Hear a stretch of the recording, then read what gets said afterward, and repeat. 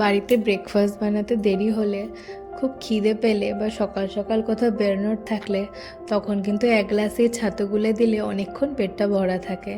এখানে বহু দোকান ঘুরে দেখেছি, কোথাও এরকম প্যাকেটের ছাতু কিনতে পাওয়া যায়নি। তাই শেষে এই এক প্যাকেটই ছোলা নিয়ে এসেছি। একটা যেটা সুবিধা হয় যে এখানে এই ছোলাগুলো খোসা ছাড়ানো হয়, তাই একটু মিক্সির মধ্যে গুঁড়িয়ে নিলে কিন্তু একদম মিহি ছাতু হয়ে যায়। আপনাদের দেখাই সেটা, পুরো এক প্যাকেটে যে ছোলাটা মিক্সির মধ্যে দিয়ে দিয়েছে, আর এরকমভাবে যদি মিক্সিতে একটু পেস্ট করে নেওয়া যায় একদম মিহি হয়। কিন্তু তার আগে একটু রুটি ছাকার যে ছাঁকনিতে 2-3 বার একটু ছেঁকে নিতে হয়। তাহলে কি যেগুলো দানা দানাগুলো থাকে সেগুলো আবার যদি মিক্সিতে এরকম পেস্ট করে দেওয়া যায় তাহলে আবার তখন মিহি হয়ে যায়। তো এরকম 2-3 বার ছাকার পর যে পুরো ছাতুটা তৈরি হয়েছে এরকম কন্টেনারের মধ্যে রেখে দিই।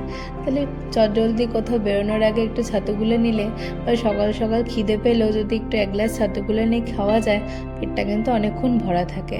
এইভাবে আমি এখানে ছাতু বানিয়ে ব্যবহার করি, কারণ ইন্ডিয়া থেকে যে প্যাকেটটা এনেছিলাম সেটা তো শেষ হয়ে গেছে, আর এখানে এরকম গুঁড়ো ছাতু কোথাও পাওয়া যাচ্ছে না। তো এইভাবে ছোলা কিনে নিয়ে আসি, গুঁড়ো করে সেভাবে ছাতু ব্যবহার করি। আপনারা একবার ট্রাই করে দেখবেন, বেশ ভালোই হয় কিন্তু।